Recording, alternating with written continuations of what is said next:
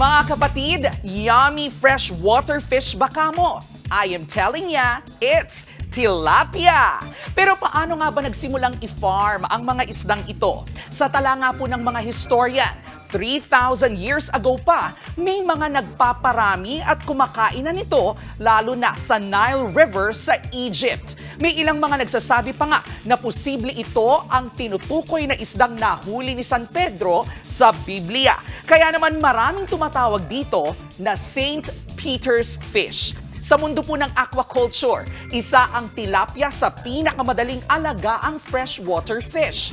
Hindi na nga nakapagtataka yan dahil sa maraming tala, itinuturing na itong pangalawa sa most farmed fish in the world. Sunod lang po sa mga carp.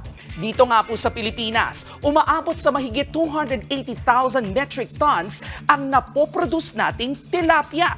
Noong 2021 sa Central Luzon, ang naitalang may pinakamaraming tilapia production.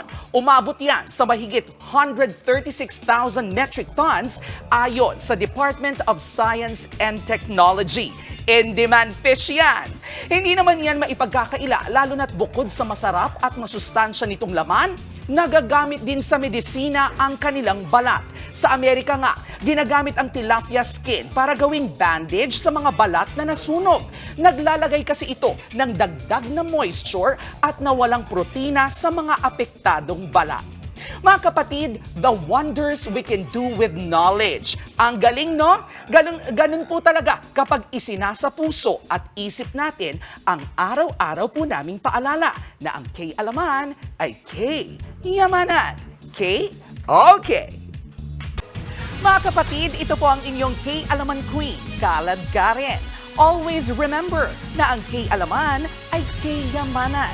Kaya para sa latest showbiz news at dagdag impormasyon, mag-follow at mag-subscribe sa social media pages ng News 5. Okay?